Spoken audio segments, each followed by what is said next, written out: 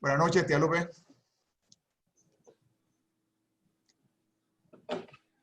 Jorge Luis, buenas noches. Qué gusto verte. Igualmente, Ya. igualmente. Buenas noches a todos. Me encanta este curso, de verdad que sí. Gracias, gracias. Hola, buenas noches, buenas noches. Va a ser gratis hasta hoy. Ah, te doy una serenata. Buenas noches a todos. Bendiciones. Buenas noches. ¿Cómo estamos? Dani, ¿qué hubo? Ya, te cortaste el pelo, ahora sí. Sí, vale, ya tenía 4 meses en cautiverio y ya hasta hoy. Bueno, Buenas ¿Cómo estás, noches. Lili? buenas noches. Bienvenidas. Buenas noches. Gracias. Buenas noches. Hola, Lupe. Buenas noches.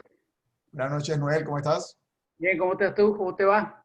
Bien, bien, gracias a Dios. Viendo los temas de México. Sí, sí, es turno nuevo, pero bueno. Vamos a ver.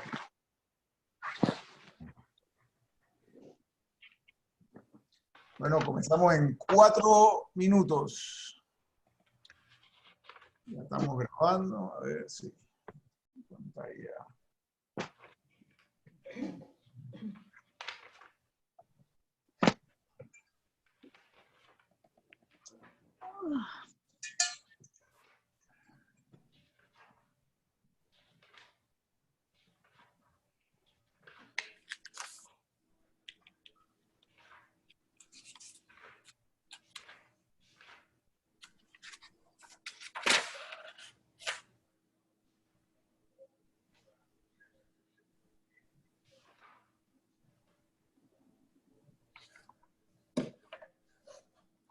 Buenas noches a todos los que se han unido.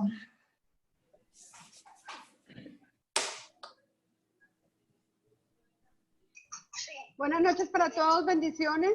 Buenas noches, Claudia, ¿cómo estás? Bien, gracias. Buenas noches. Vamos a tener que poner Claudia 1 y Claudia 2. Está bueno eso.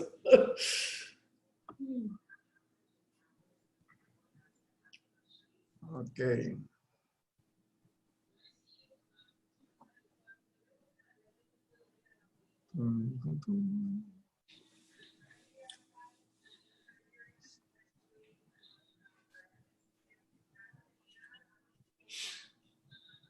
Linet, buenas noches.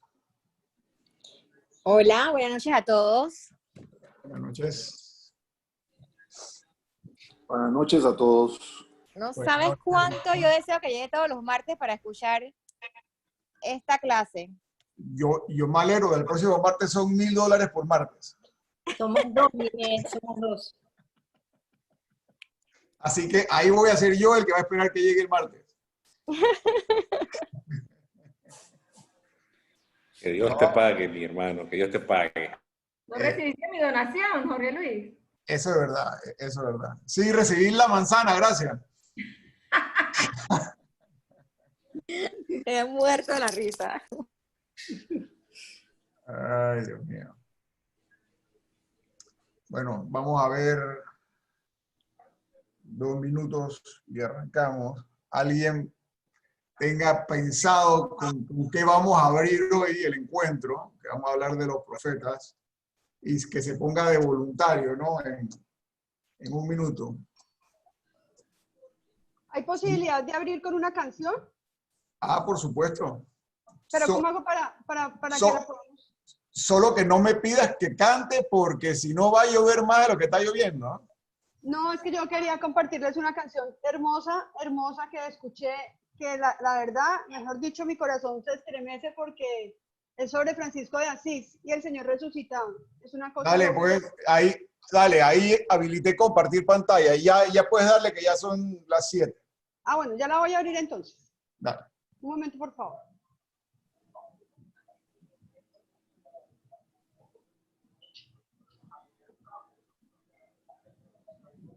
¿Están viendo mi pantalla? Sí. No, ¿No? tienes que poner compartir pantalla ajá. primero y después buscar la canción. Listo, un momento entonces, por favor.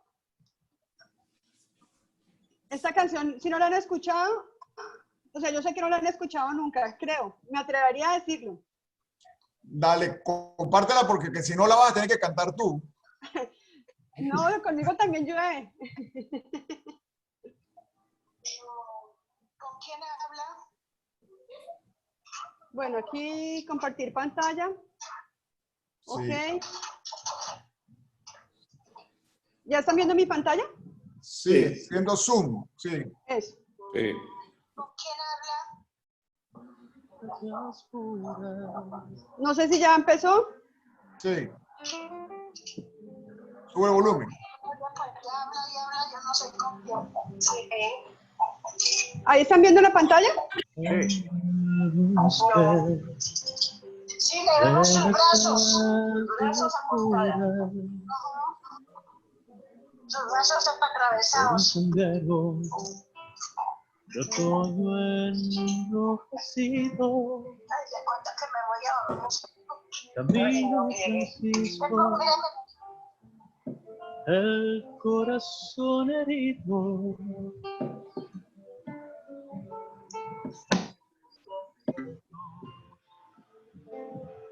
Esa locura Permitir. Así en que su permitir. boca, Sí, claro. sus salmos preferidos,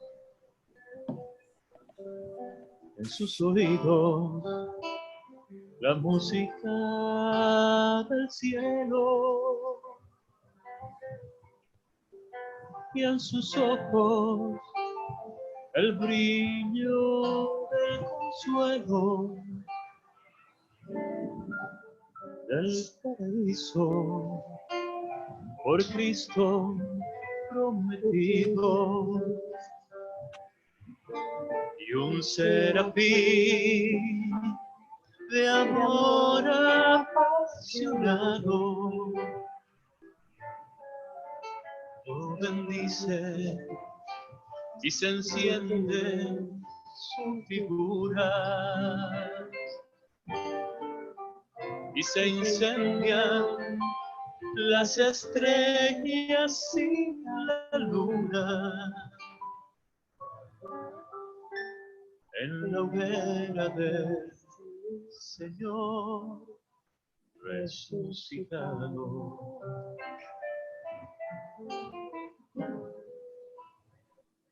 En el sendero, su pensamiento sumergido en la pasión que en la cruz se hizo locura, en el amor de Jesús y en su ternura,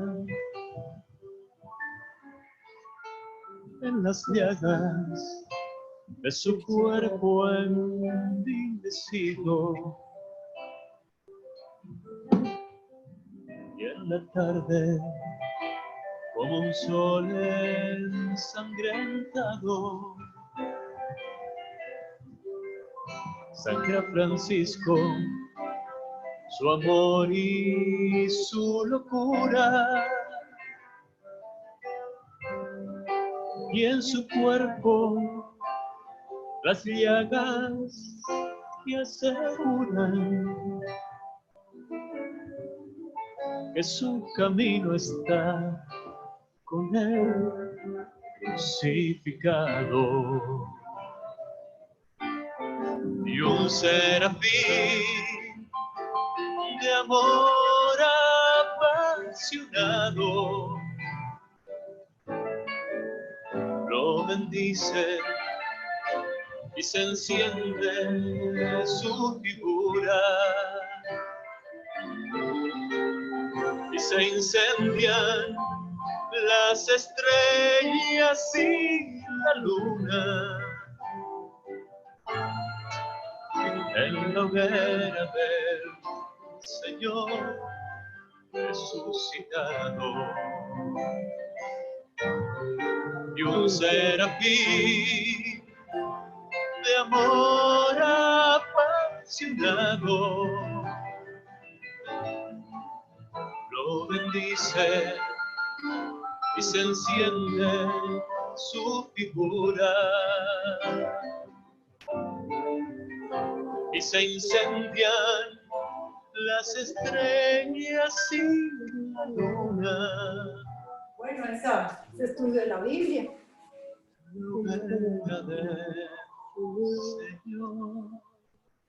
Resucitado.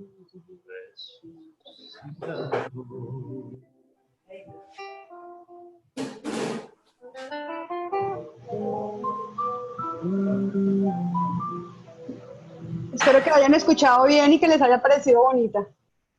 Bueno, de todas maneras, compártemela en algún momento y yo la pongo en el... Listo. Decía San Agustín que el que canta ora 2 veces, y decía el Padre Nuestro, era el párroco antiguo, que el que canta y baila ora 3 veces.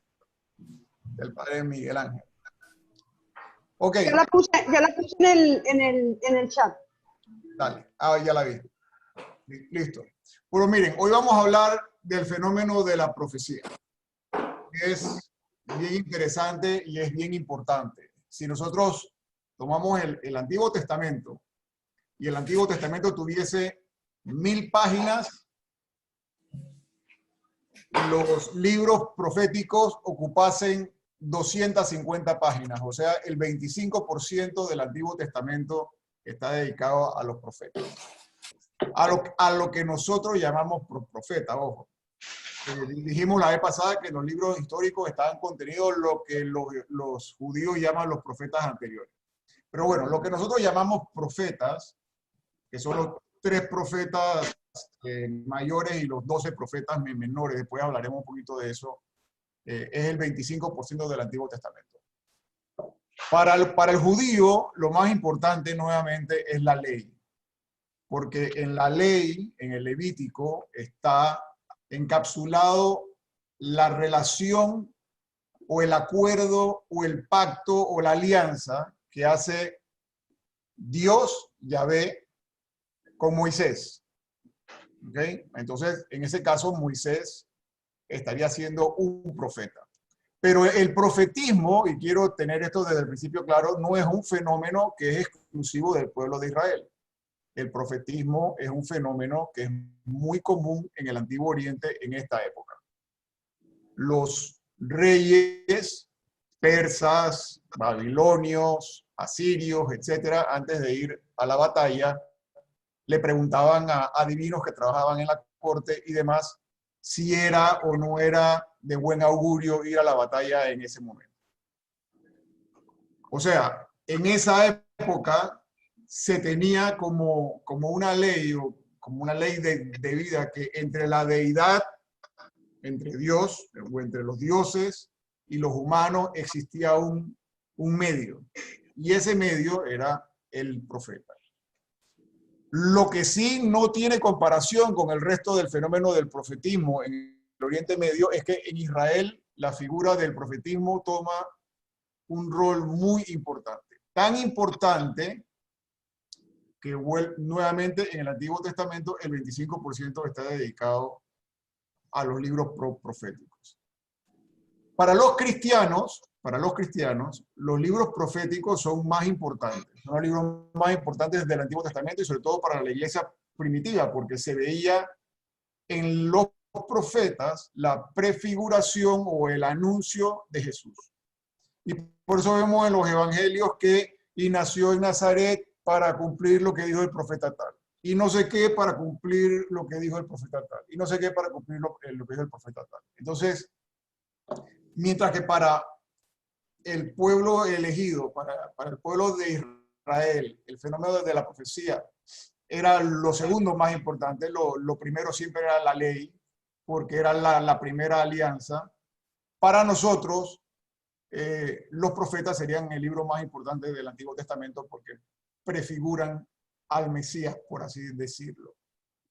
Entonces, en esa época había una figura muy común de decir, hablo en nombre de. Cuando yo iba a llevar un mensaje, y yo llevaba un mensaje del César, digo, dice Tiberiades, o dice Julio César, o dice tal que. ¿Ok? Y ese sería el mismo o la misma fórmula que va a usar el profeta. Y eso sí es único, porque los profetas de Israel no se valen de ningún medio, como por lo general se valían los otros profetas del Oriente Medio para poder transmitir lo que decía la deidad. Un medio que era, por ejemplo, una víscera, muchas veces el hígado era muy común, o si no agua y le echaban aceite para ver qué forma tenía para poder hacer algún tipo de adivinación. No, el profetismo en Israel es una figura que tiene una experiencia de Dios muy fuerte, pero no es que Dios le habla al oído y se le aparece y le dice, sino que el profeta habla en nombre de Dios porque tiene una relación muy estrecha con lo que está sucediendo en la comunidad. Y por eso es que nosotros estamos llamados a ser profetas, porque nosotros estamos llamados a ser discípulos y misioneros de Jesús. Jesús fue un profeta. ¿Por qué? Porque hablaba en nombre de Dios, teniendo una certeza absoluta de ese pacto que tenía Dios con su pueblo, yo seré tu Dios y tú serás mi pueblo, de ese pacto donde los privilegiados o los predilectos de Yahvé era la viuda, el huérfano, el forastero, en pocas palabras, el que está alejado, el que está marginado, el que no tiene nada, el que no tiene voz, y eso lo recogerá como parte del mensaje del reino de Jesús. Entonces, el profetismo va a pasar por varias etapas, y una de las etapas será con la monarquía. Antes, al principio de la monarquía, tendremos profetas que están alrededor de la monarquía, como el profeta Natán, que está con David, Elías, Eliseo, etc. Pero poco a poco los profetas se van alejando de los reyes. ¿Por qué creen ustedes que los profetas se van alejando de los reyes? ¿Alguien? Buenas noches, Jorge Luis. Porque estaban alejando de... Porque no les gustaba Ajá. lo que decían los profetas, porque muchas veces tal vez iban en contra de lo que ellos estaban haciendo y pues, como estaban siempre denunciando y eso, entonces probablemente no eran los favoritos de los reyes, ¿no? Claro, el rey en la medida en que se va alejando del mensaje de Dios, donde Dios es el rey,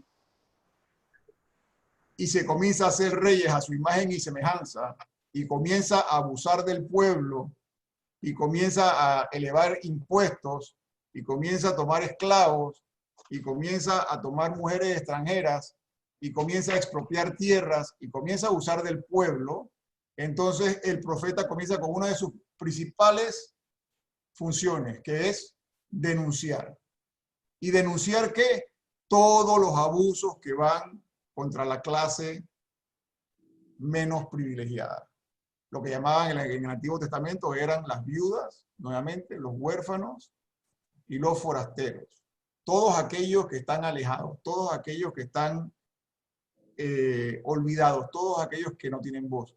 Y él habla en nombre de la experiencia del pueblo, de cómo todos estos abusos lo alejan no solo al rey, sino el profeta también denuncia a los jueces, el profeta denuncia a las naciones extranjeras. Ahora vamos a leer algunos textos. El profeta denuncia a los comerciantes, el profeta denuncia a los ricos que se hacen ricos a costillas de engañar al pueblo. O sea que no es algo que está en contra del dinero por el dinero, sino algo que está en contra de hacerse rico por incumplir con esa experiencia profunda que tienen ellos de Dios, de ese Dios solidario, de ese Dios nómada que los acompañó en el desierto y de ese Dios que está a favor del que más sufre. ¿Okay? Entonces, una de las funciones principales del profeta es denunciar. Y otra de las funciones principales del profeta es la de anunciar. O sea, la de recordarle al pueblo cuál es esa alianza que tienen con Yahvé. ¿Quién es Yahvé? ¿Okay? Otra de las funciones que tendría el profeta, y eso depende de la época en que estamos viviendo, el profeta va más o menos contra el tiempo que se está viviendo. En la época de la monarquía y del abuso de la monarquía, el profeta está denunciando esos abusos. Cuando el pueblo está exiliado en Babilonia, entonces el profeta se convierte en un profeta consolador. Se convierte en un profeta de que anuncia un anuncio, valga la redundancia, de consuelo, de que todo va a estar bien, que van a regresar a la nación de Sion, que Israel va a ser reunificado, que Judá y Israel serán lo mismo, etc. Y luego, cuando regresan a Jerusalén, después del edicto de Ciro, que los persas los dejan que regresen todos a Jerusalén, entonces estos profetas los animarán a construir la tierra prometida nuevamente. Entonces tenemos que, nuevamente, el profeta es una persona que tiene una experiencia de Dios muy profunda, que cree mucho y muy profundamente en ese Dios de las promesas, en ese Dios de Abraham, de Isaac, de Jacob, de ese Dios que lo acompañó en el desierto, de ese Dios con el que tuvieron esa experiencia profunda y personal, de ese Dios solidario, de ese Dios con esa predilección especial por los pobres. ¿Ok? Tiene esa experiencia personal con el pueblo y vive con el pueblo las injusticias que se están cometiendo durante la época de la monarquía por los diferentes sectores privilegiados. Eso lo seguimos teniendo hoy. ¿Okay? Y estos abusos se siguen cometiendo hoy. Y por eso nosotros estamos llamados a ser profetas. Y por eso Jesús está considerado como un profeta. Pues nosotros tenemos que denunciar lo que está mal. Y tenemos que anunciar, en el caso del Nuevo Testamento, en el caso de nosotros los cristianos, lo que sería el reino de Dios. En el caso de los profetas están anunciando lo que es la alianza del Sinaí, la alianza de Moisés, la ley de Moisés, que nuevamente no es que desconocían, ellos tenían y sabían que tenían una predilección especial, ¿no? por los marginados. Solo que esto con el tiempo al pueblo se le va olvidando y a todos se nos va olvidando. No vamos a echarle la culpa solamente al pueblo de Israel. A todos nosotros, a todos los cristianos, bueno, no todos los cristianos, pero en la historia del cristianismo, cuando vamos avanzando, vamos viendo que en la medida que la iglesia va agarrando poder, la iglesia también comienza a cometer este mismo tipo de abusos. Por eso es que dicen que siempre el pecado vuelve a ser el primer pecado de la humanidad. El hombre quiere ser Dios o el hombre quiere hacerse dioses a su imagen y semejanza. Y el profeta es una persona que denuncia esto. Así que ser profeta no es una profesión que nadie quiere. Si ustedes recuerdan cuando a Moisés le dijeron, hey, ve y dile al faraón que dice, yo soy el que soy, cuando Dios se le presenta en la zarza ardiente y le dice, anda y dile al faraón que libera a mi pueblo, él dice, no. Ustedes se acuerdan de que leímos eso en semanas anteriores en el Éxodo, ¿no? Lo primero que Moisés dice, no, yo no sé hablar, bueno, pone 1000 peros. Los profetas, obviamente, saben que el denunciar lo que está mal ante las clases más altas, ante las clases más poderosas, pues obviamente va a tener un resultado desagradable. En el caso de Jeremías, Jeremías va a terminar encarcelado en un hueco con agua, otros van a terminar muertos, otros van a terminar correteados. O sea, la vida del profeta no es fácil. Ellos mismos quieren rehuir cuando son llamados inicialmente. En casi todos los casos, Jeremías dice que es muy joven, que no sabe hablar, Isaías dice de que tiene la boca impura, etc. Ahora vamos a ver el llamado de cada uno. Bueno, de cada uno no, vamos a ver el llamado de varios profetas y varios de estos ejemplos que estamos hablando. El fenómeno de la profecía se va, y algunos profetas están en el reino del norte, algunos profetas están en el reino del sur. En el norte nuevamente Israel y en el sur Judá. Y como dijimos, el anuncio de los profetas que no se limitan a denunciar, sino en los momentos difíciles se limitan, o sea, están para consolar al pueblo y demás. Yo quisiera que leyéramos para comenzar a meternos un poquito en estos textos y lo que quieren profundizar, yo les puedo mandar más material sobre este tema porque los libros de los profetas no son fáciles. ¿Okay? Vamos a ver la vocación de los profetas. ¿Qué es lo primero que los profetas dicen al ser llamados? Vamos a abrir el libro de Jeremías en el capítulo 1, el versículo del 4 al 10. Jeremías 1, 4 al 10. A ver qué nos dice el amigo Jeremías cuando lo llama. Me llegó una palabra de Yahvé. Antes de formarte en el seno de tu madre, ya te conocía. Antes de que tú nacieras, yo te consagré y te destiné a ser profeta de las naciones. Yo exclamé, ay, Señor Yahvé, ¿cómo podría hablar yo, que soy un muchacho? Y Yahvé me contestó, no me digas que eres un muchacho. Irás a donde quiera que te envíe y proclamarás todo lo que yo te mande. No les tengas miedo, porque estaré contigo para protegerte. Palabra de Yahvé. Entonces Yahvé extendió su mano y me tocó la boca, diciéndome, en este momento pongo mis palabras en tu boca. En este día te encargo los pueblos y las naciones. Ok, entonces, ¿cuál fue la primera reacción de Jeremías cuando le dijeron, te voy a declarar profeta y tú vas a comenzar a denunciar todas estas cosas que están ocurriendo en el periodo preexílico y después en el periodo del exilio en Babilonia y las alianzas? O sea, vas a estar en contra del establishment. ¿Qué es lo que dice Jeremías? Que él es un muchacho. Muy joven. Soy muy joven y no sé hablar. Pero Dios insiste.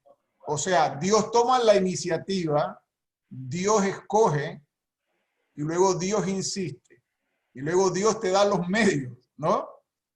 Dios lo toca y le extiende la mano y le dice de que le va a dar el ministerio de la palabra o algo por el estilo. Sigamos en Jeremías, en el capítulo 20, del 7 al 13. Jeremías, capítulo 20, del 7 al 13.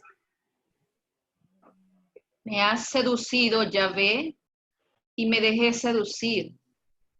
Me has agarrado y me has podido. He sido la irrisión cotidiana, todos me remedaban. Cada vez que abro la boca es para clamar, atropello, para gritar, me roban. La palabra de Yahvé ha sido para mí oprobio y befa cotidiana. Yo decía, no volveré a recordarlo, ni hablaré más en su nombre. Pero había en mi corazón algo parecido a fuego ardiente, prendido en mis huesos, que intentaba en vano sofocar. Escuchaba las ¿ya? Sí, sí. Otras traducciones de la Biblia dicen y había un fuego que ardía dentro de mí, que trataba yo de apagar y que no lo podía apagar. O sea, no solamente Jeremías, que es uno de los profetas mayores, y se llaman a los profetas mayores los que más escribieron. El que más escribieron fue Isaías, que hay 3 periodos de Isaías, lo que se llama el primer Isaías, segundo Isaías y tercer Isaías. Pero en el tema de Jeremías, volviendo a lo que acabamos de leer, Jeremías primero se niega. Hey, estoy muy muchacho, no sé hablar. Luego Dios lo obliga prácticamente, le da las herramientas. Luego Jeremías se da cuenta que todo lo que está profetizando le está causando problemas, que él se quiere retirar de esa profesión y encargarse de otra cosa. Pero siente en su corazón un fuego que no puede apagar. Y lo trata de apagar, pero no puede apagar. O sea, nos está dando con esta figura. Recuérdense que el lenguaje oriental es bien simbólico. Esa figura del fuego que está dentro de mí es ese Dios que está dentro de mí, que me está diciendo, que me está indicando que yo no puedo ver que estos abusos se estén cometiendo y no decir nada. Y por eso hay gente, como el caso del beato Monseñor Romero, que creo, no sé si ya fue santificado en El Salvador. Él sabía que eso iba a terminar mal. Él sabía que esas homilías que él hacía en El Salvador en contra de los militares iban a terminar mal. Él sabía que lo iban a terminar matando. Y él decía que como Jeremías, él sentía ese fuego interno, que él trataba de callarse, que él trataba de no hablar, que él trataba de no denunciar, pero no podía parar. ¿Por qué? Porque tenía esa experiencia de ese Dios que nos quiere tanto, que quiere lo mejor para todos y que quiere que todos colaboremos con la institución de ese reino aquí y ahora. Por eso todos estamos llamados a ser profetas, pero ser profetas es una profesión que no es gratificante en ese sentido. Y Jeremías lo pone con todas las figuras del caso para todos nosotros. Lo que él está diciendo, lo que él está anunciando y lo que él está denunciando no cae bien con las altas esferas. ¿Alguna pregunta por ahora? Sigamos. Ahora vamos a ver la vocación de Isaías. Los profetas principales o los profetas mayores que llaman son Isaías, Jeremías y Ezequiel. No es que sean más importantes, sino que tienen la mayor extensión en los libros. Isaías, Jeremías y Ezequiel, y luego vienen los otros 12, que son profetas que tienen libros mucho menos extensos. De hecho, hay uno de ellos que tiene una sola página, ¿okay? Que yo los invito a leer. No por eso son menos importantes, pero quiere decir que no se dedicaron toda su vida al fenómeno de la profecía como estas escuelas sobre todo de Isaías, que dura varios cientos de años, así que sabemos que no hay un solo Isaías, sino que hay un primer Isaías que habla durante la monarquía, que hay un segundo Isaías que habla durante el exilio y un tercer Isaías que habla en el retorno a Jerusalén, y que todos vienen pues de la misma escuela de Isaías, o son discípulos de Isaías porque hablan con el mismo estilo. Vamos a ver ahora la vocación de Isaías. Vamos a Isaías capítulo 6, del verso 1 al 12.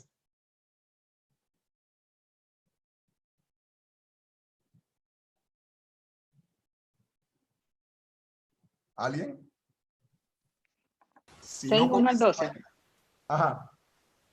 El año en que murió el rey Osías, vio al Señor sentado en un trono elevado y alto, y el ruedo de su manto llenaba el templo. Por encima de él había serafines. Cada uno de ellos tenía 6 alas.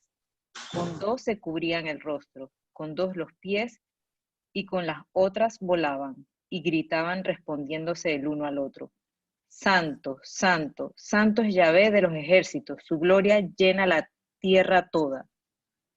Los postes de piedra de la entrada temblaban a la voz del que gritaba, y la casa se llenaba de humo. Yo exclamé: ¡ay de mí! Estoy perdido, porque soy un hombre de labios impuros, y vivo entre un pueblo de labios impuros, y mis ojos han visto al Rey, Yahvé Sabaoth. Entonces voló hacia mí uno de los serafines. Tenía un carbón encendido que había tomado del altar con unas tenazas. Tocó con él mi boca y dijo: mira, esto ha tocado tus labios. Tu falta ha sido perdonada y tu pecado borrado. Y oí la voz del Señor que decía: ¿a quién enviaré y quién irá? ¿A quién enviaré y quién irá por nosotros? Y respondí: aquí me tienes, mándame a mí. Él me dijo: ve y dile a este pueblo, por más que ustedes escuchen, no entenderán, por más que ustedes miren, nunca verán.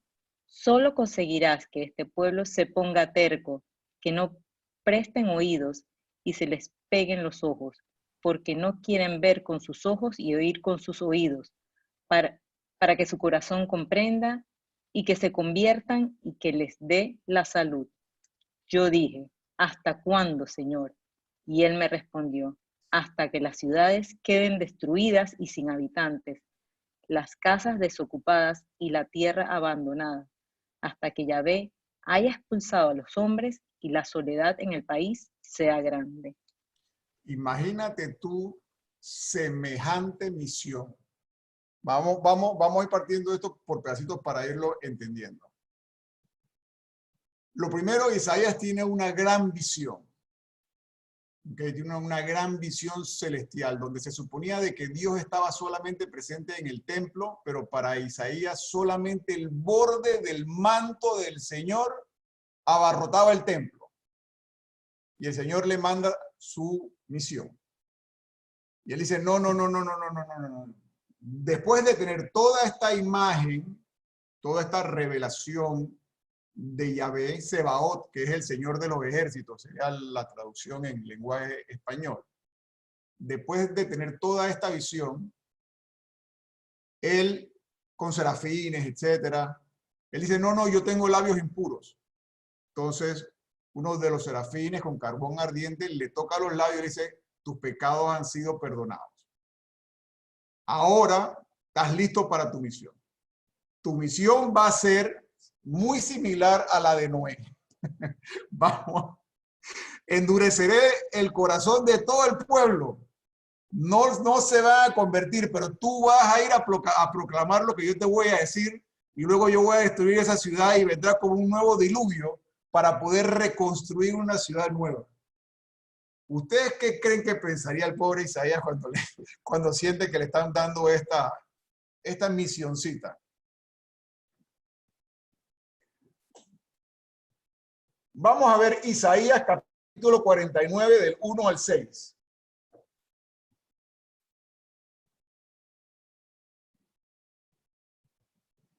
Isaías 49 del 1 al 6. Eso ya lo escribe otra. Óiganme países del mar, préstenme atención naciones lejanas. El Señor me llamó desde antes de que yo naciera. Pronunció mi nombre cuando aún estaba yo en el seno de mi madre. Convirtió mi lengua en espada afilada. Me escondió bajo el amparo de su mano. Me convirtió en una flecha aguda y me guardó en su aljaba. Me dijo, Israel, tú eres mi siervo. En ti me mostraré glorioso. Y yo había pensado, he pasado trabajos en vano. He gastado mis fuerzas sin objeto para nada. En realidad, mi causa está en manos del Señor. Mi recompensa está en poder de mi Dios. He recibido honor delante del Señor mi Dios, pues Él ha sido mi fuerza. El Señor que me formó desde el seno de mi madre para que fuera su siervo, para hacer que Israel, el pueblo de Jacob, se vuelva y se una a Él, dice así. No basta que seas mi siervo, solo para restablecer las tribus de Jacob y hacer volver a los sobrevivientes de Israel. Yo haré que seas la luz de las naciones, para que lleves mi salvación hasta las partes más lejanas de la tierra. El Señor, el libertador, el Dios santo de Israel, dice al pueblo que ha sido totalmente despreciado, el que los otros pueblos aborrecen, el que ha sido esclavo de los tiranos. Cuando los reyes y los príncipes te vean, se levantarán y se inclinarán delante de ti, porque yo, el Señor, el Dios Santo de Israel, te elegí y cumplo mis promesas. Ok, ustedes se están dando cuenta de la experiencia tan profunda que tiene el profeta y la confianza que tiene el profeta, que lo único que lo ata a esa misión es la fe profunda que tiene en ese Dios liberador, la fe profunda que tiene en Yahvé, porque de lo contrario lo dice una y otra vez. Esto es algo desesperante. El resultado siempre es el mismo, el resultado, nadie me hace caso, yo estoy hablando aquí y estoy nadando contracorriente. Por eso el profeta es alguien que está lleno de la voluntad de Dios, que se siente lleno de la voluntad de Dios. Y esa es la primera bienaventuranza. Bienaventurados, dirá Jesús, los pobres de espíritu o aquellos que ponen toda su confianza en Dios, porque de ellos es el reino de los cielos. Y el profeta siempre sabrá que ese es un trabajo bien ingrato, pero que es un trabajo necesario para que el reino de Dios se pueda instaurar. Vamos a ver ahora la vocación de Ezequiel. Vamos a Ezequiel capítulo 3 del 6 al 21. Ezequiel capítulo 6 del... Perdón, Ezequiel capítulo 3 del 16 al 21. Vamos a ver qué le pasa a Ezequiel. Ezequiel 3 del 16 al 21. Te he puesto como centinela. Al cabo de esos 7 días se me dirigió la palabra de Yahvé. Hijo de hombre, te he puesto como un vigía para la casa de Israel. Si oyes una palabra que salga de mi boca, inmediatamente se lo advertirás de mi parte. Ay, ay, ay, ay. Si le digo al malvado, vas a morir, y si tú no se lo adviertes, si no hablas de tal manera que ese malvado deje su mala conducta y así salve su vida, ese malvado morirá debido a su falta. Pero a ti te pediré cuenta de su sangre. En cambio, si se lo adviertes al malvado y él no quiere renunciar a su maldad y a su mala conducta, morirá debido a su falta, pero tú habrás salvado tu vida. Si el justo deja de hacer el bien y comete la injusticia, pondré una piedra delante de él para que se caiga y morirá. Si tú no se lo has advertido, morirá a causa de su pecado. Se olvidarán de las buenas acciones que haya hecho, pero a ti te pediré cuentas de su sangre. Pero si tú adviertes al justo para que no peque y siga sin pecar, vivirá gracias a tu advertencia y tú habrás salvado tu vida. Nuevamente, menuda misión que le toca al pobre Ezequiel, que obviamente no es nada fácil y que si no tienen una convicción muy profunda en Yahvé, no hubiesen llevado a cabo esa misión. Bueno, ahí hemos visto cómo han llamado a los 3 profetas mayores. Vamos a ver ahora ejemplos de las denuncias de los profetas. Algunos ejemplos. Vamos a ver denuncias a los ricos y explotadores. Isaías capítulo 5 del 8 al 13. Isaías capítulo 5 del 8 al 13. Hay los que juntáis casa con casa y campo a campo. Anexoráis hasta ocupar todo el espacio y quedaros solos en el país. He oído jurar a Yahvé Sebaot. Muchas casas quedarán desiertas, grandes y hermosas, pero sin moradores. Porque 10 yugadas de viña darán solo una medida, y una carga de simiente producirá solo una medida. Ay, los que ya por la mañana andan detrás del licor, los que siguen hasta el ocaso, chispados por el vino. Solo hay arpas y cítaras, pandero y flauta en sus libaciones, y no contemplan la obra de Yahvé, no ven la acción de sus manos. Ok, ahora en el norte profetizó Amós. Vamos a leer al profeta Amós en el capítulo 8 del 4 al 6. Amós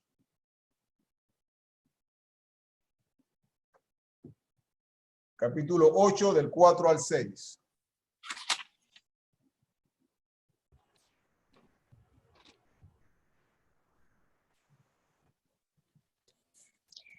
A ustedes me dirijo, explotadores del pobre, que quisieran hacer desaparecer a los humildes. Ahí están sus palabras. ¿Cuándo pasará la fiesta de la luna nueva para que podamos vender nuestro trigo? que pase el sábado para que abramos nuestras bodegas, pues nos irá tan bien que venderemos hasta el desecho. Ok. Vamos a reducir, ya ahí, ¿no? Sí, vamos entonces a ir ahora a algunas denuncias que hace a los reyes y a los jueces. Vámonos a Jeremías, capítulo 22. Jeremías, capítulo 22, del 13 al 19.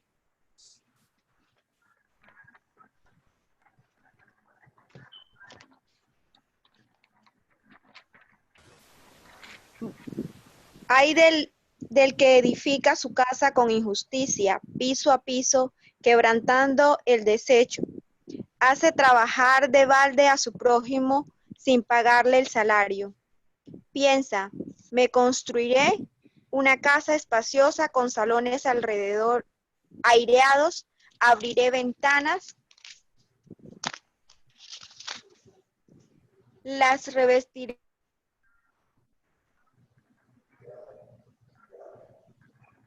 Que perdimos, la revestiré.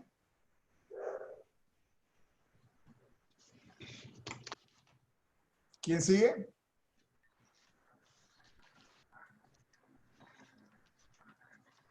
¿Puedo ser yo? Ajá. Las cubriré con madera de cedro, toda pintada de rojo.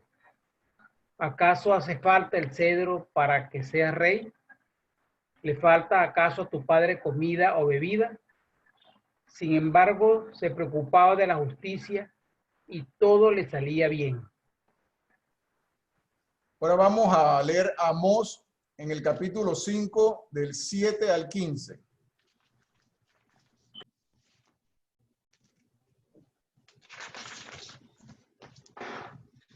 Todo esto está en la cartilla, en el capítulo 7, que habla de la profecía o de los profetas.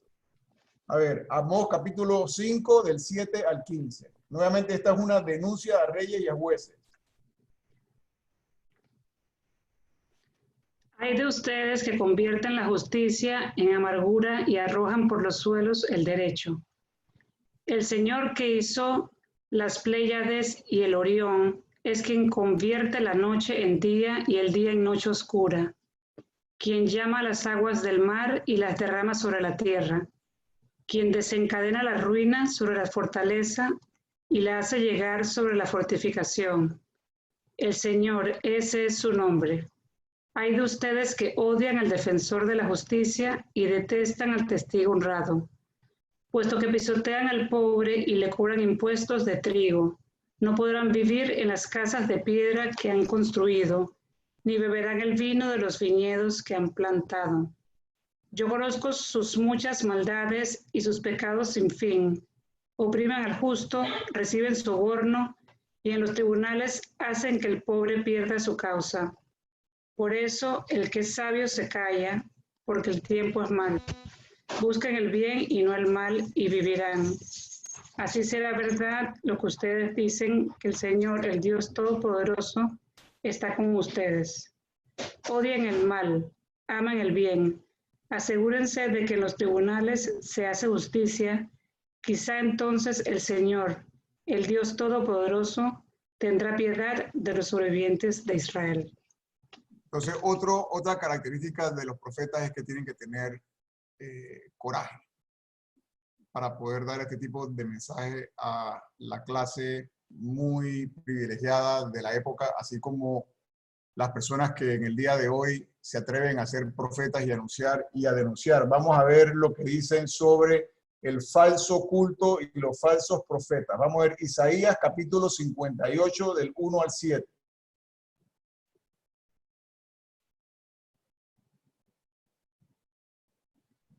Isaías 58 del 1 al 7. Grita con fuerte voz, no te contengas.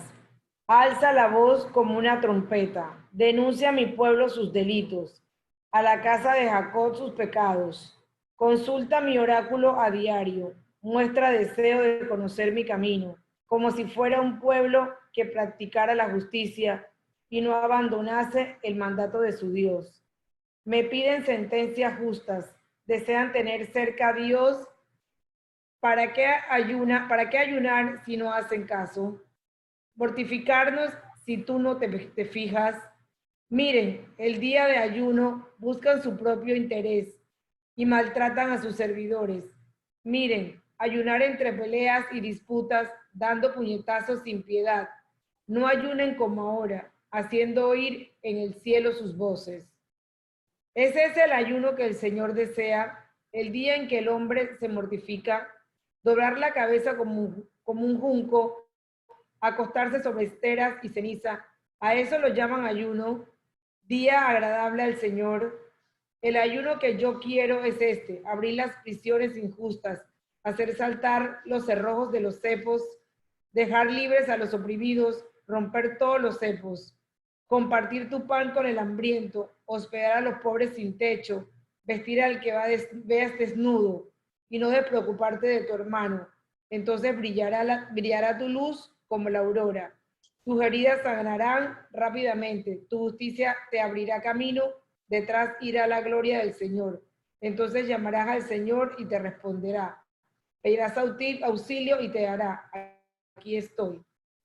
Si destierras de ti toda opresión y el señalar con el dedo y la palabra maligna, si das tu pan al hambriento y sacias el estómago del necesitado, surgirá la luz en las tinieblas, tu oscuridad se volverá mediodía. El Señor te guiará siempre. En el desierto saciará tu hambre, harás fuertes tus huesos, serás un huerto bien regado, un manantial de agua cuyas aguas nunca se agotan. Reconstruirás viejas ruinas, levantarás sobre los cimientos antiguos, te llamarán reparador de brechas, restaurador de casas en ruinas. Ok. ¿Quién se ve prefigurado en esta denuncia de Isaías sobre esas falsas prácticas de piedad? ¿Quién dijo misericordia quiero, no sacrificios? Aquí se ve claramente personas que hacen ritos, ¿ok? Y aquí hay una denuncia de las personas que hacen ritos, pero que en el fondo están cometiendo injusticias, pero que creen que con esos ritos como el ayuno, sus injusticias van a quedar perdonadas. O sea que el rito por encima del hombre. Jesús dirá más adelante, misericordia quiero, no sacrificios. Eso es lo que quiere mi Padre. ¿Ok? Y para terminar, vamos a ver entonces los anuncios proféticos de un verdadero liberador. ¿Qué nos dice Isaías en el capítulo 42 del 1 al 9?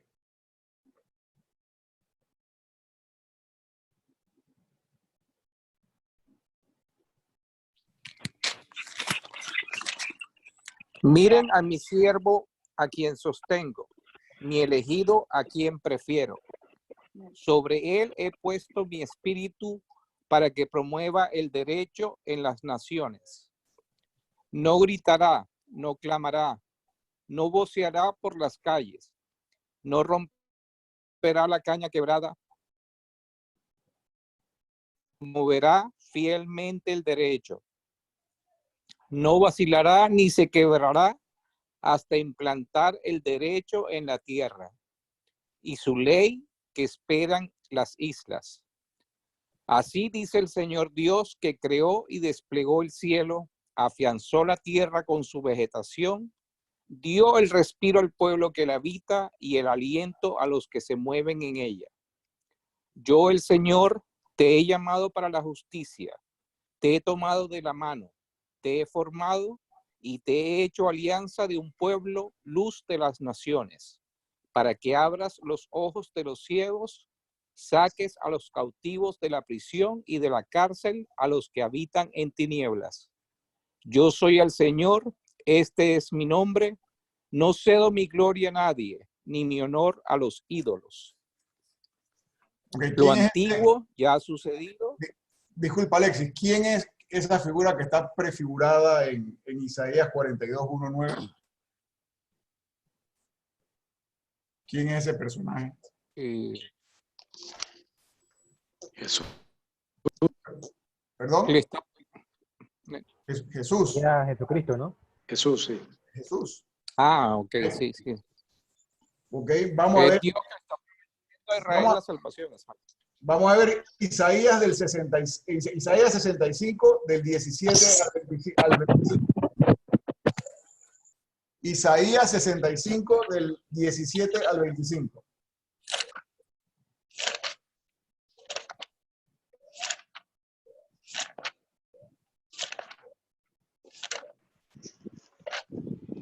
Miren, yo voy a crear un cielo nuevo y una tierra nueva. De lo pasado no quedará recuerdo, ni se lo traerá a la memoria. Más bien, gócense y alégrense siempre por lo que voy a crear. Miren, voy a transformar a Jerusalén en alegría y a su población en gozo. Me alegraré de Jerusalén y me gozaré de mi pueblo, y ya no se oirán en ella gemidos ni llantos. Ya no habrá allí niños que mueran al nacer, ni adultos que no completen sus años, pues será joven. El que muera a los 100 años, el que no los alcance, se tendrá por maldito. Construirán casas y las habitarán, plantarán viñas y comerán sus frutos. No construirán para que otro habite, ni plantarán para que otro coma, porque los años de mi pueblo serán los de un árbol, y mis elegidos podrán gastar lo que sus manos fabriquen. No se fatigarán en vano, no engendrarán hijos para la catástrofe, porque serán la descendencia de los benditos del Señor, y como ellos sus retoños. Antes de que se llamen, yo les responderé. Aún estarán hablando y los habré escuchado. Hablando de un cielo nuevo y de una tierra nueva, una prefiguración del reino de Dios aquí y ahora. Entonces, como resumen, el profeta es una labor difícil, pero es una labor a la cual estamos todos llamados a hacer. El profeta es una persona que denuncia los abusos que se cometen en contra de lo que Dios nos ha enseñado, en contra de ese Dios que nos ama, ese Dios que tiene una predilección especial por los pobres, por aquellos que no tienen voz, por aquellos que no tienen, por aquellos que están apartados de la sociedad. Es una profesión ingrata, es una profesión que es difícil, es una profesión que por lo general no es muy bienvenida, porque obviamente los poderosos siempre estarán en contra de aquellas voces que se levantan en contra de las personas que hacen fortunas y de las personas que hacen riquezas y de las personas que hacen leyes y demás a costilla del pueblo. Pero nosotros estamos llamados a denunciar eso es una parte, y la otra parte estamos llamados a anunciar.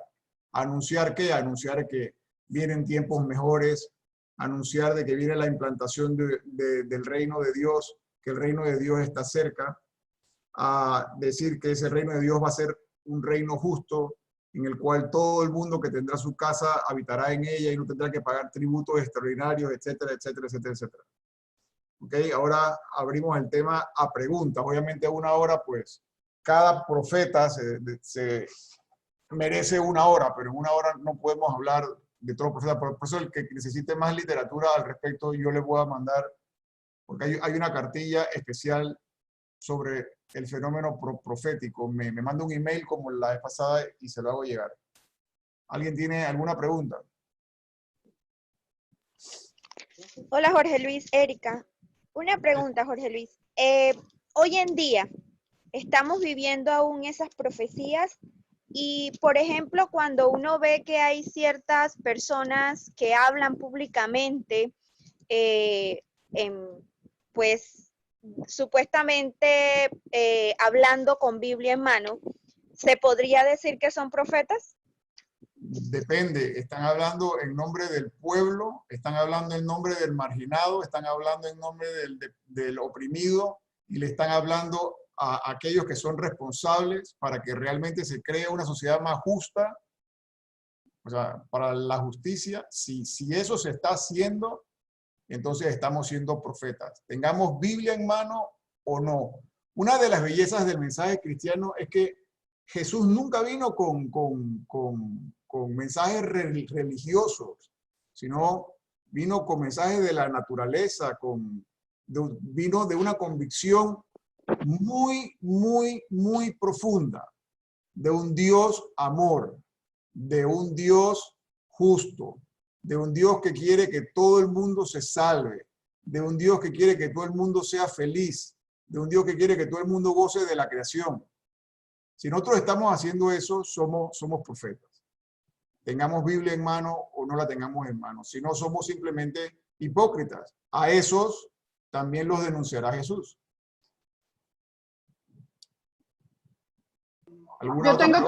Yo tengo tres preguntas. Número uno. La número uno. Hablando de los profetas y de estos tiempos que se están viviendo, que supuestamente va a venir el tiempo de la tribulación, pues a mí me da mucho miedo en primer lugar, porque pues me parece que es complicado por todo el tema de lo que hablan de los refugios, de que toca tener ciertas cosas para podernos proteger. Y particularmente esta semana estuve escuchando en un canal católico mexicano sobre un profeta, no sé si Jorge Luis o alguno lo ha escuchado, que es el padre Michael Michel, que está en Canadá, que él hablaba con Dios desde los 3 años y Dios le va diciendo las cosas que tiene que hacer. Dentro de las profecías que él ha visto, pues está el tiempo de las señales, de la cruz que va a aparecer en el cielo, del monasterio que él ya creó allá, o ya construyó allá en Canadá para refugio de los sacerdotes que Dios va a llevar para... Claudia, déjame pararte ahí. Mira, vamos a contestar preguntas sobre el tema del día de hoy, que es la profecía de Israel, y después hablaremos sobre todos estos locos que hablan y que dicen que son profetas en televisión, porque nosotros no tenemos de qué preocuparnos. Lo único que voy a decir al respecto es lo siguiente. El conocimiento de Dios fue un proceso que pasó por el pueblo de Israel en la antigua alianza y que se nos hizo lo más claro posible en la figura de Jesús. Y Jesús nos presenta a un Dios que es padre y madre, un Dios que es papito, él le llama papito, que es la figura diminutiva, Abba, padre.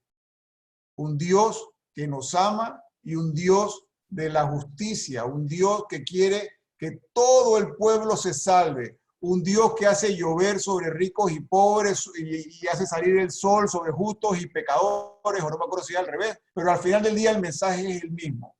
Ese es el Dios que nos presenta Jesús. Cualquier otro Dios que te quieran presentar, alguna persona que se haga llamar profeta, es un falso profeta. Es que iba a encadenarlo con el tema de hoy. Entonces, ese tema hablamos más tarde, ya en las preguntas finales. Vamos a hablar hoy sobre el fenómeno del profetismo en Israel que prefigura la figura de Cristo. Es que yo lo iba a encadenar con el tema de hoy de la siguiente manera, entonces Jorge Luis me corrige si estoy equivocada, disculpe, ¿sí? Sí, dime. Como ahorita de lo que hablamos de los profetas, y Jorge Luis decía que ellos tienen una experiencia de Dios muy profunda y que su función es denunciar y causar conmoción con esa denuncia. Su función a raíz de que tienen una experiencia muy profunda del pueblo es denunciar la injusticia que se está cometiendo contra el pueblo, que va en contra de esa experiencia de Dios que tienen ellos, que es un Dios justo. Entonces la injusticia va totalmente en contra del mensaje divino. ¿Y en la época antigua de Israel también existían los falsos profetas también? ¿O no? Por supuesto, ¿sí? Por supuesto, claro. Todo el mundo, habían muchos adivinos y nuevamente, como dije al principio, habían muchas personas que se hacían pasar por profetas, porque obviamente pues era un buen negocio hacerle buenos augurios a las personas, y tú ves a todo el mundo que está rodeado de los falsos profetas que aquí en Panamá llamamos manzanillos. Yo no sé si tú conoces ese término en Colombia. No. Bueno, eso es rodearte de personas que te dicen lo que tú quieres oír y no lo que es. Entonces, nuevamente, el profeta va en una línea, y es en una sola línea, que es en la línea de ese Dios, y de ese Dios que se perfecciona en la figura de Jesús. Jesús nos perfecciona esa imagen de Dios. Cualquier otro Dios que te presenten es algo que está totalmente fuera de lo que la revelación quiere que nosotros sepamos. Entonces, el rol que tenemos nosotros es crear una sociedad más justa. Y al crear una sociedad más justa, tenemos que denunciar todas aquellas cosas que hagan que las personas se empobrezcan por injusticias, que hagan que las personas se marginen por injusticias. ¿Ok? Y tenemos que anunciar la palabra de Dios para poder instaurar el reino de Dios aquí y ahora, pero ese reino es para todo, ese reino no es para que nadie se refugie en X lugar o Y lugar. Listo, ¿alguna otra persona tiene algún comentario sobre el tema de hoy? Y ya después entraremos en otros temas que ustedes quieran entrar, porque el tema de la profecía es, vuelvo y repito, no es único de Israel, es un tema que es de todo el Antiguo Oriente, también es de Grecia. Los profetas de Delfos, por ejemplo, son muy famosos en Grecia. Mucha gente que le adivinaba a los otros cosas a cambio de ganancias. Jorge, Oli, una pregunta. ¿Hubo profetisas? Hubo profetisas, pero no, o sea, en la literatura cristiana, perdón, en la literatura del Antiguo Testamento pocas, ¿okay? Pero sí hubo, pero hubo más en la literatura de los pueblos mesopotámicos o del Antiguo Oriente, porque como tú sabes, ellos sí tenían muchos dioses y muchos dioses eran dioses y diosas. Entonces, por lo general, la persona que se comunicaba con las diosas era una profetisa. Pero el pueblo de Israel también tuvo algunas. ¿Ok? El pueblo de Israel también tuvo algunas. Jorge, una pregunta. Dígame. Con relación a los mensajes de la Virgen de Fátima, que la Virgen siempre está diciendo, oren, conviértanse, vivan la experiencia de Dios en sus corazones. Todo este tipo de mensajes que la Virgen da, que realmente son mensajes que positivos para todo el mundo en cuanto a la conversión de los seres humanos, eso se podría hacer como algo más como los profetas en el tiempo del Antiguo Testamento, ¿o no? Los profetas del Antiguo Testamento no eran figuras,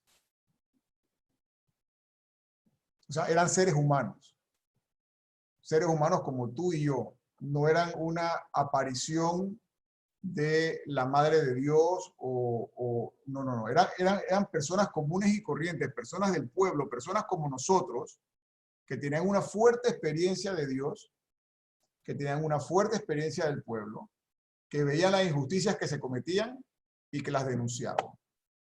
Y hoy en día, como ¿quiénes podrías poner ejemplo? O sea, para nuestros tiempos. Bueno, por eso es que está ese tema hay varios movimientos, entre ellos los líderes católicos que están tratando de meterse en la política, porque en la política necesitamos mucho de eso, pero todos debemos ser profetas desde nuestras realidades. Y para ser profetas desde nuestras realidades tenemos que ver que se está cumpliendo con lo que es justo en nuestra casa, en nuestra familia, en nuestro trabajo, denunciar las cosas que no están bien, si trabajamos en una multinacional donde se esté cometiendo explotaciones infantiles o algún otro tipo de cosas que vaya en contra de la voluntad de Dios, y hablarlo, así como anunciar qué es lo que Dios quiere, y lo que Dios quiere es sencillo al final del día, lo que Dios quiere es que todos nos amemos y que todos gocemos de ese Dios amor, porque Él no sabe hacer otra cosa. No sé Una pregunta. Dígame. Bueno, yo entendía con las clases anteriores que el Antiguo Testamento era toda una historia teológica, ¿verdad? ¿Dónde termina esa historia teológica y dónde empieza? O sea, porque ahora con esto de los profetas ya entramos como en otra fase, ¿no? Claro, vamos entrando en otra fase.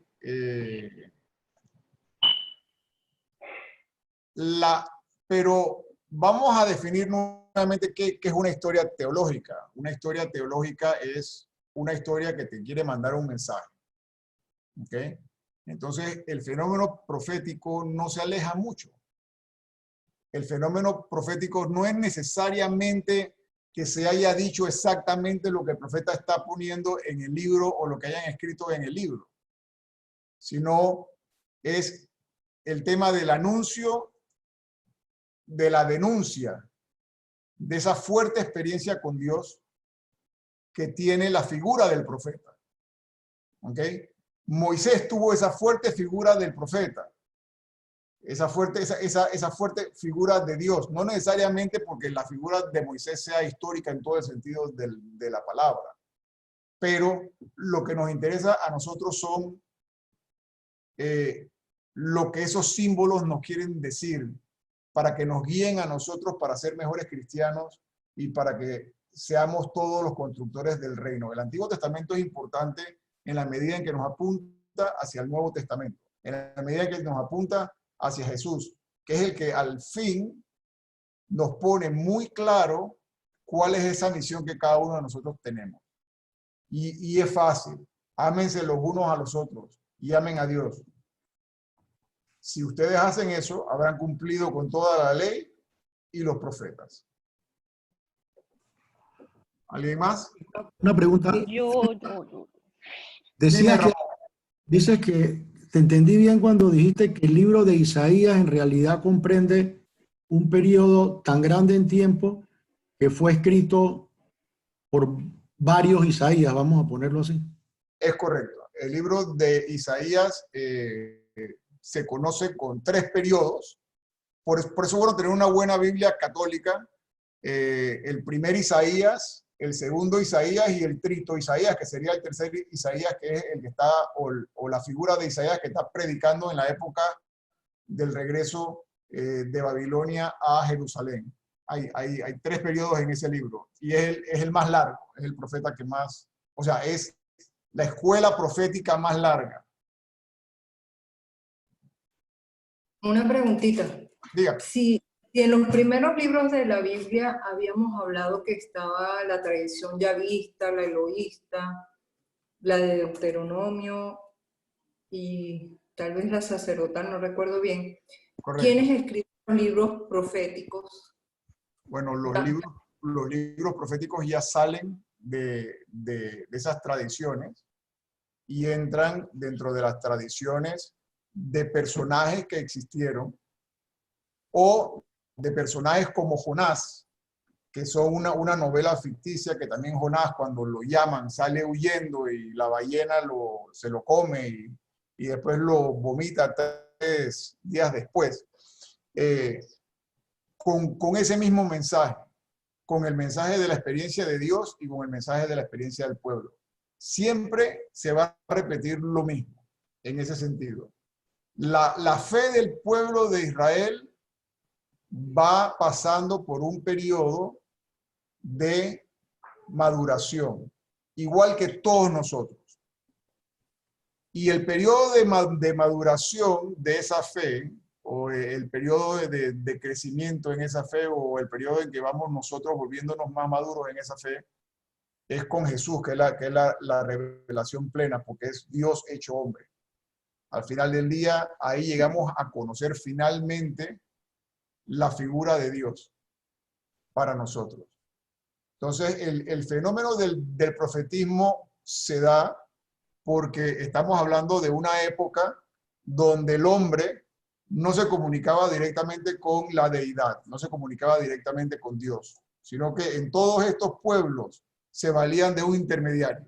Siempre había un intermediario. ¿Okay? Pero la diferencia, por eso que dije al principio que el fenómeno del profetismo no es exclusivo de Israel, sino que es de todos los pueblos, estos que están en el Oriente Medio, inclusive de Grecia. Pero a diferencia de ellos, que se valían de lecturas de hígados y de aguas que mezclaban con aceite para ver qué figura tomaba el aceite, el profeta parte de una convicción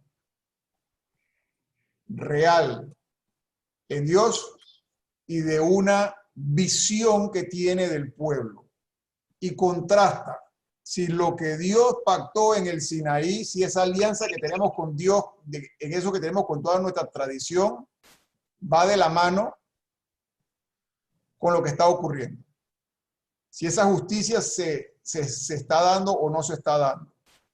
Y cuando el pueblo pasa por periodos difíciles, por ejemplo, cuando el pueblo es exiliado en Babilonia, entonces la figura del profeta cambiará a animarlos y a recordarles de que Dios los ama, que Dios quiere lo mejor para ellos, que ellos van a regresar a una nación donde van a volver a estar bien y demás. ¿Okay? Y luego en la época en que regresan a Jerusalén y construyen el segundo templo, entonces el profeta los animará a construir el templo, a regresar a Jerusalén y demás. Pero es un periodo de la historia que hay que entenderlo dentro de ese contexto. ¿Okay? Sí, no limpiamos nunca el baño de Travis. ¿Alguien más tiene alguna pregunta? Yo Llamemos a tus hijos para que nos ayuden. ¿Ah? Tengo un comentario y una pregunta. Ajá. O sea, yo soy el que la tengo que hacer, ¿verdad? No, y yo. No, por eso, eso es lo que te quiero decir a ti. A ver, Milagro. Ajá, sí, yo Diga. misma. Ajá. Yo casualmente ya llevo unos días que empecé a leer Jeremías. Y a mí lo que realmente me llama la atención y me pega un poquito es que cuando, por ejemplo, usted menciona el tiempo y el espacio, si bien es cierto, esos sucesos se dieron hace buen rato, pero si vemos lo que pasa a Jeremías como profeta, de que las personas están tan cegadas, metidas en sus revolúes, que no quieren abrir los ojos al llamado de Dios o a los mandamientos de Él, o sea, prácticamente estamos igualitos. No es que estemos tan... Prácticamente estamos igualitos. De verdad que... Y por eso es que estamos llamados a ser profetas. Por eso es que Jesús es un gran profeta. Eso por una parte. Y dos, que llega, la verdad no me acuerdo el capítulo, pero hay un fragmento ahí donde Jeremías está en la misma lama de lo mal que se siente porque lo persiguen, lo acechan, que él maldice su día de nacimiento. Sí. Entonces, en la parte de abajo, el pie de ese que usted nos dice que hay que revisar, yo dije que en serio ese man hizo eso, y empecé a buscar bajito, y sale de referencia que incluso Job pasó por los mismos momentos de frustración y dolor que llegaban a ese punto. Entonces, yo lo que veo en este tiempo es que muchas personas ven el profetismo como que, fulano tuvo una visión o recibió una revelación. No digo que no, pero hay que discernir. Pero no mires tanto eso, o sea, tú lo tienes en la Biblia. O sea, esa gente viene de ese tiempo sonando la palabra de Dios. Entonces, es como que nos vamos no al alarmismo, pero sí como a la sorpresa o a las cosas, y ya esta cosa ya está. O sea, todo está en la Biblia. Yo entre más la leo, más me sorprendo. Claro, Entonces, mándame un correo para mandarte una copia de la cartilla que habla exclusivamente sobre el fenómeno del profetismo, ya que te estás leyendo a Jeremías y luego te vas a leer a Isaías y a Ezequiel y a los profetas menores para que tengas una mejor guía, porque obviamente estamos hablando de un periodo de hace bastante tiempo para que te puedas situar bien en el contexto, pero lo que tú estás diciendo es completamente cierto. O sea, el pecado del hombre se sigue repitiendo una y otra vez. El hombre quiere ser Dios. Y al hombre querer ser Dios o hacerse Dios o querer tomar el lugar de Dios o querer hacerse Dios a su imagen y semejanza para lograr poder y poner su confianza en cosas que no son Dios, el hombre se olvida del hermano. Y comienza a abusar del hermano porque su Dios se convierte en el dinero, se convierte en la acumulación de cosas a cualquier costa. Entonces los valores se van perdiendo. Entonces tenemos entonces un problema de valores.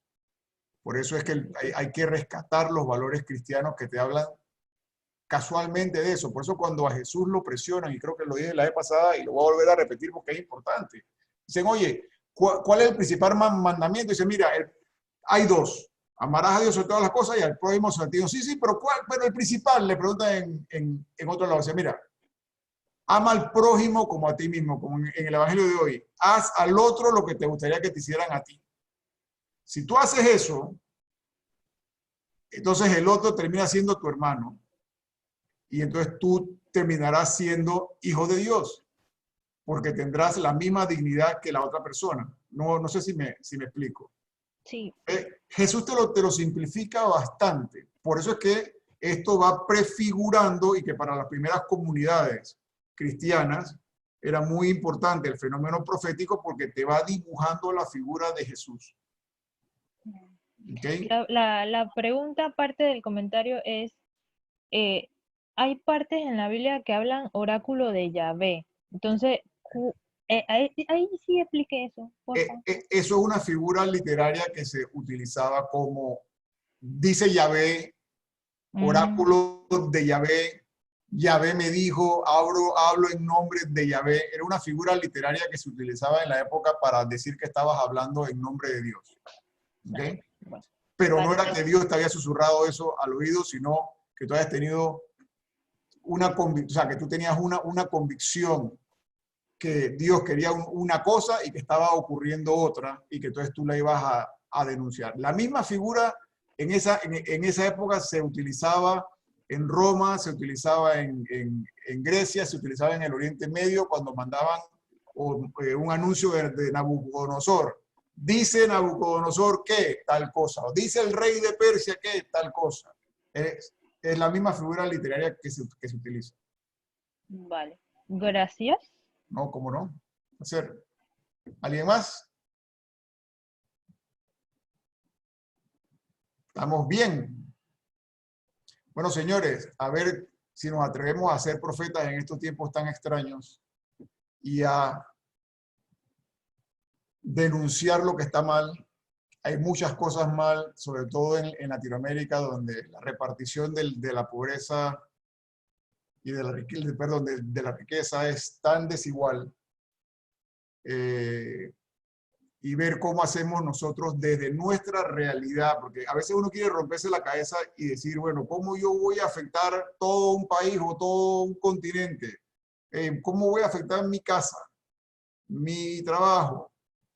O sea, comenzando por el núcleo de mi familia, ¿cómo eso va a irradiar dentro de mi barrio, de mi comunidad, de la comunidad eclesial de base, dentro de la parroquia, dentro de la arquidiócesis después? Uno comienza trabajando desde su círculo de influencia y el círculo de influencia se va ampliando y se va volviendo cada vez más grande en la medida en que lo hagamos con el ejemplo. Todos estos profetas lo hicieron con el ejemplo, teniendo un trabajo bien difícil. ¿Ok? Todos los que quieran recibir más información para que puedan profundizar, porque los textos de los profetas no son fáciles, y ya le dije que es el 25% del Antiguo Testamento, me mandan un correo y yo se los mando. ¿Alguien más tiene alguna pregunta? ¿Estamos todos bien? Bueno, ¿quién quiere hacer la oración? Dígame. Ay, José Luis, ¿me puedes volver a mandar tu correo, porfa? Sí, pero tú lo puedes mandar al mismo correo donde te llega la invitación. Ah, perfecto, listo, gracias. Sí, yo lo recibo. Ok, entonces, ¿quién quiere terminar hoy con alguna oración? Si no, Si quieren, yo. Dale milagro. Perfecto. Bueno, yo no soy muy buena orando, pero ahí va. Dice que orar se aprende orando. Ok. No, cierto, ¿Quién? es cierto. ¿Quién como Dios? Nadie como Dios. ¿Quién como Dios? Nadie como Dios. ¿Quién como Dios? Nadie como Dios. Padre Santo, te damos gracias por permitirnos reunirnos en este día, compartir tu palabra que es alimento para el alma, para nutrirnos, para acercarnos a ti. Despeja nuestras dudas a nivel mental, a nivel espiritual, pero sobre todo, Padre, que esa palabra entre en nuestro corazón, Alimenta nuestra vida y haznos ver la verdad que tu palabra nos indica para estar junto a ti y crecer en tu camino y mantenernos unidos siempre a tu Hijo, que es la verdad, el camino y la vida. Amén. Amén. Bueno, cuando aprendas a orar, avísame, porque entonces voy a tener que darte el micrófono a ti. Oiga. Por favor, que dé un curso. Menos mal y no sabe orar. Menos mal. Qué A bella. veces da cierto recelo cuando hay tanta gente, pero nuevamente, orar se aprende orando, así como hablar se aprende hablando y como caminar se aprende caminando. San Francisco de Sales dice algo así. No, es que créeme que yo lo estoy parafraseando, eso no son palabras mías. Okay. Eso no son palabras mías. Nuestra religión es tan rica que si nosotros nos vamos poquito a poquito en este curso de Biblia y después pasamos a Cristología y a Eclesiología, nosotros vamos a ir ganando mucho más cosas de lo que la iglesia tiene para ofrecernos de modelos de vida, que por eso hay diferentes santos, muchos con los que nos podemos relacionar, santos guerreros, hay santos que fueron místicos, ascéticos, etc. O sea, la Iglesia Católica tiene una gran riqueza, por eso es muy bonito conocerla, pero poquito a poquito, porque si no nos podemos enredar. Así que bueno, les deseo que pasen una muy buena noche y esperemos que este tema pase rápido. Jorge Luis. Dígame. Perdona que te interrumpa, pero hubo un comentario hace un rato que dijiste que lo podíamos seguir después de terminado el tema formal. Ah, sí, claro. Y a mí me parece que es bien importante que no lo dejemos pendiente. Entonces, el de la visión. La profecía versus estas revelaciones privadas que están saliendo constantemente y que confunden a mucha gente. Okay. Bueno, es fácil. La revelación plena de Dios nos las da Jesús. Y Jesús nos habla de un Padre bueno, de un Padre justo, de un Padre que es Padre y Madre, de un Padre que nos ama, de un Padre misericordioso, como la parábola del Hijo Pródigo, que sería mejor conocida como la palabra del Padre misericordioso. De aquel Padre que irradia amor porque no sabe hacer otra cosa y perdón porque no sabe hacer otra cosa. El que quiera ahondar en esta figura que Jesús nos da de Dios, le recomiendo que busque en YouTube el acercamiento a Dios que nos da un autor que se llama Pagola. Pagola tiene unas charlas que estaba viendo el otro día en YouTube, si no se las voy a mandar, que son espectaculares. 1 hora cada charla, pero que realmente lo pone bien claro de cómo Jesús nos presenta a un verdadero Dios. Entonces, si Jesús es el camino, si Jesús es la verdad y Jesús es la vida, cualquier cosa que no vaya por ahí no viene de Dios, es un falso profetismo. Perdón, ¿cómo se llama, Paolo? José Antonio Pagola. Pagola. Pagola, sí. Tú sabes que lo que comentaban sobre la oración, y siempre recuerdo, no sé si es de este santo Sales que mencionaron, pero un sacerdote decía mucho que orar es hablar de amor con quien sabemos nos ama.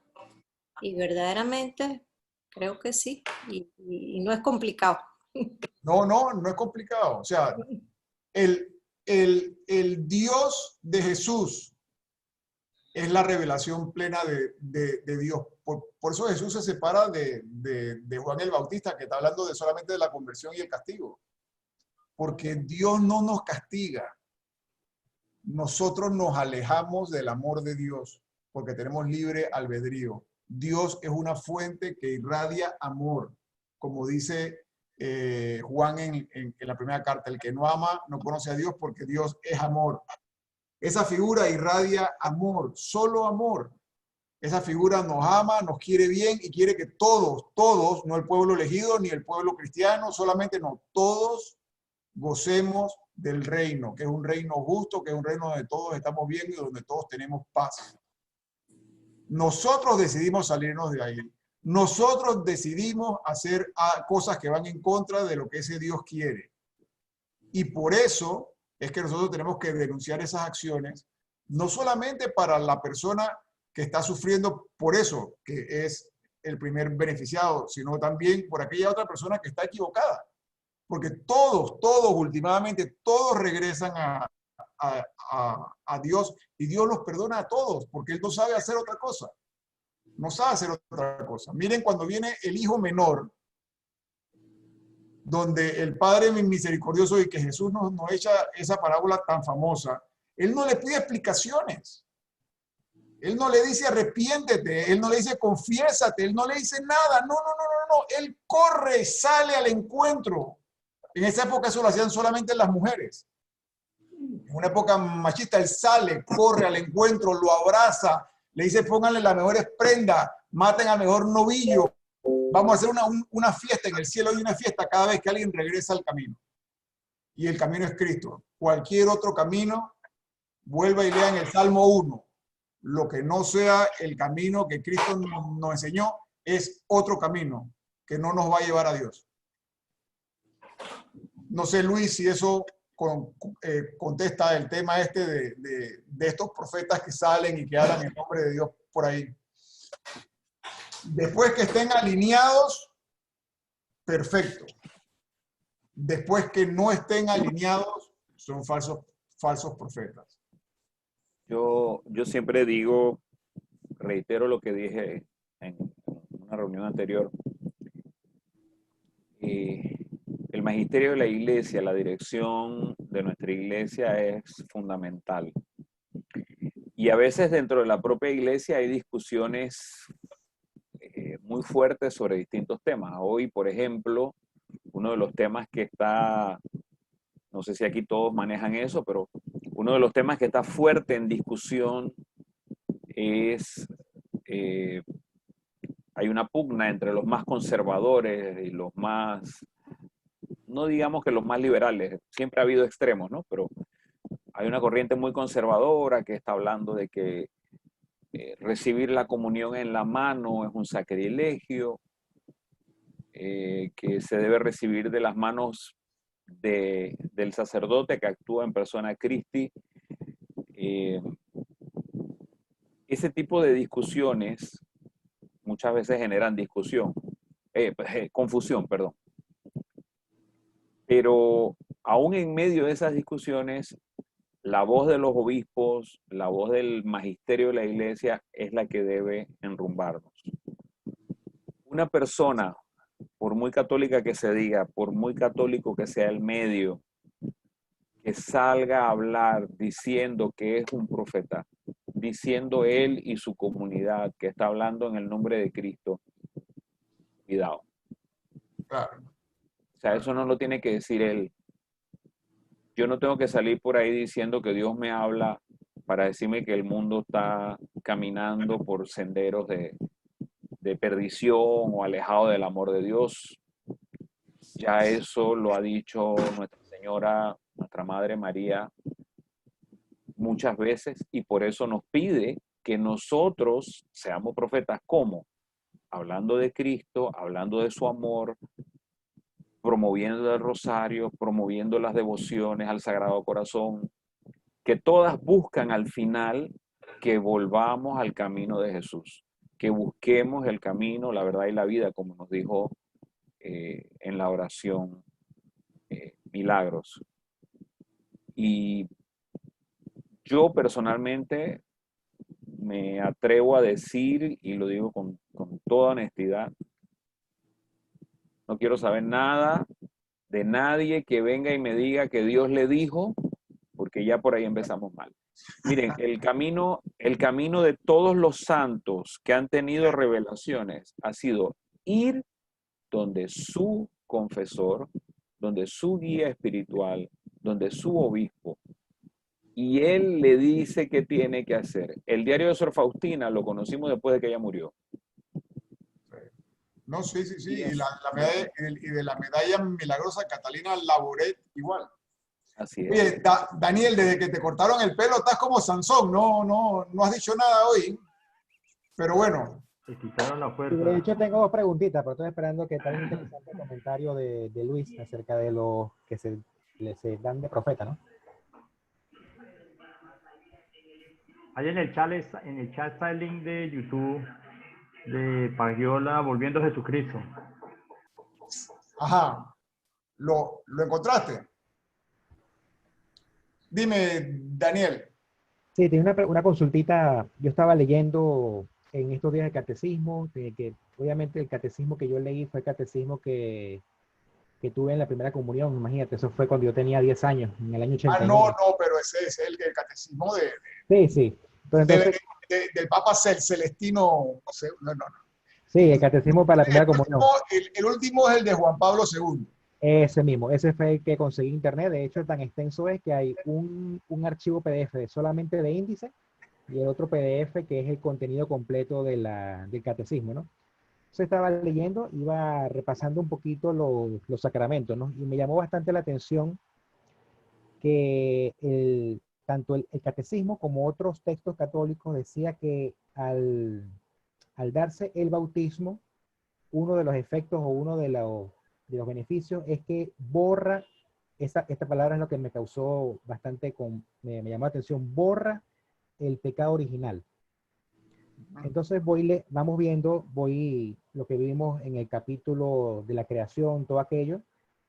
El pecado original fue el primer pecado que cometieron los primeros seres creados por Dios, que fueron Adán y Eva, y ese pecado original es el que produce, obviamente, la muerte por quererse hacer ellos dioses. Pero antes del pecado original, ¿cómo era el ser humano? Era un ser humano perfecto y de hecho estaba llamado a poblar la tierra y a no morir jamás. Entonces, leo lo que dice el catecismo acerca del bautismo, de que borra el pecado original y es como pensar, ok, entonces si me borran el pecado original, ya no me muero. Entonces, pero en realidad el camino a la salvación es mediante la fe y las obras y de creer en Jesucristo, que es en realidad quien se sacrificó por nosotros. Entonces, claro, me causó como que, como un cortocircuito ahí, ver la palabra borrar el pecado original. Entonces, claro, es cierto que nos acerca a Jesucristo. De hecho, estaba leyendo el tema de que la controversia que había en el bautismo de los niños, y de hecho estuve leyendo que el bautismo, cuando se niega el bautismo a un niño, es como tú negarle, por ejemplo, a un niño que hasta que él no sea consciente de su espiritualidad, él no puede escoger el idioma que va a hablar al nacer. Es imposible. Un niño tiene que empezar a hablar desde que nace. E inclusive, el bautismo también te garantiza que, bueno, el hecho es que al borrar, al comentar el borrado de ese pecado original, no sé si estoy interpretando bien o si será borrar otro tipo de borrado, o si bien es cierto que él limpia muchos otros pecados y nos introduce entre la vida cristiana, pero me causó como bien rareza ese término, borrar el pecado original. Bueno, en el bautismo hay un exorcismo, ¿okay? Un rito de exorcismo en el cual se borra el pecado original, pero nosotros seguimos pecando, pues seguimos cayendo una y otra vez en el mismo pecado. Si no pecásemos más, no hubiese problema. Pero por otro lado, recuerda que la figura de Adán y Eva no se refiere a la figura de Adán y Eva del Génesis del año 1200 antes de Cristo, donde tienen estos recuerdos y que se escriben o se ponen por escrito en el año 800. Adán y Eva son los primeros humanos que hubo en la humanidad.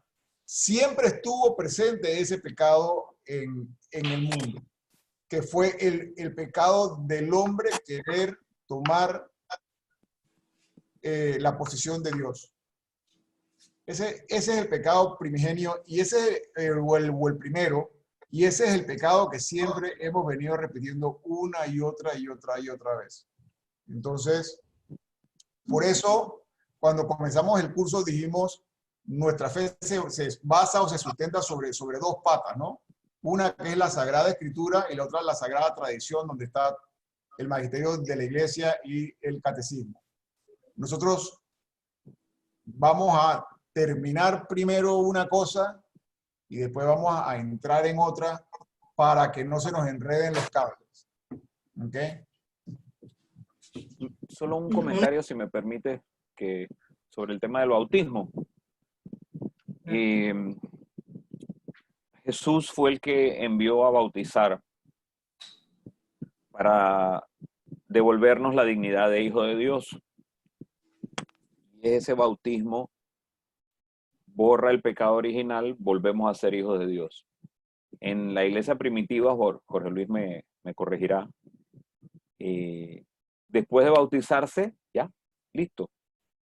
Pero cuando la realidad nos muestra o mostraba que uno seguía pecando, entonces surge esa necesidad de que esa palabra que había dicho Jesús, a quienes perdonen los pecados, le quedarán perdonados. Entonces tenemos que seguir perdonando los pecados porque el bautismo no va a evitar que el pueblo de Dios siga pecando.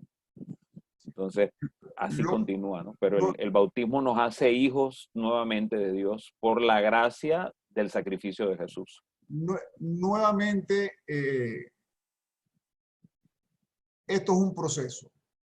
Entonces, explicar los sacramentos, tendríamos que entrar después en el de la reconciliación y el de las llaves, claro, y los concilios que hablan sobre ellos, y de eso vamos a hablar en eclesiología.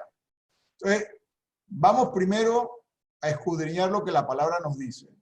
Después vamos a conocer la figura de Jesús, que es lo más importante en cristología. Y después, en eclesiología, vamos a ir tocando cada uno de esos dogmas y de todas las cosas que tenemos dentro de la liturgia y por qué están ahí, etcétera, etcétera, etcétera. Y cómo llegan hasta nosotros. Y es rico, pero es extenso.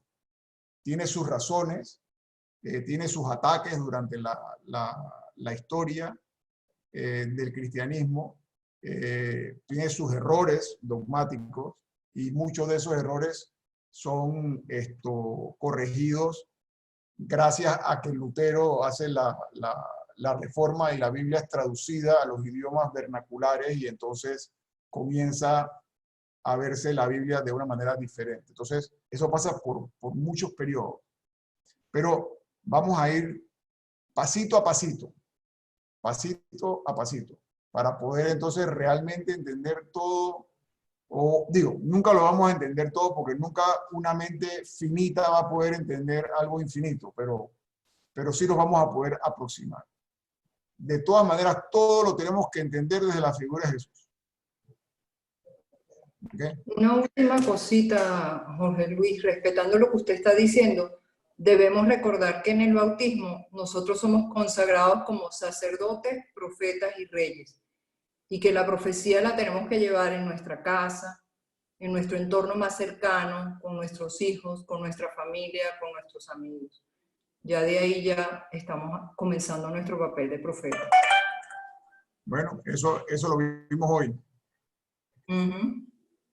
Así que los invito entonces, señores, a que seamos profetas donde nos movamos y que hagamos de este mundo un mundo mejor, sobre todo ahora que necesita realmente, que va a necesitar de todos nosotros para reconstruirse.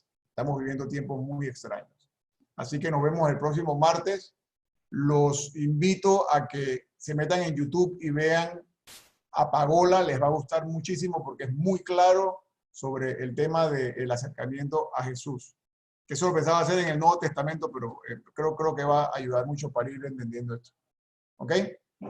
Disculpa, Jorge. Sí. Me di cuenta que en el calendario ya no me aparecen, o sea, como que si hoy fuera la última reunión. No sé si es que tienes que volver a colocarnos o enviar la invitación yo tengo hasta el 23 de junio.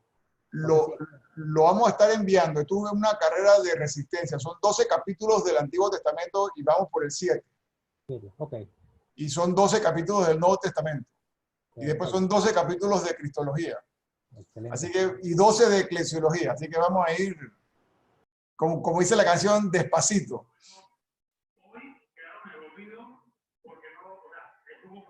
Bueno, señores, muchas gracias. Pasen buenas noches. A ti, Jorge Luis, gracias a todos. Una buena noche. Buenas noches a todos. Que estén bien. Hasta luego. Gracias. Buenas noches. Buenas noches.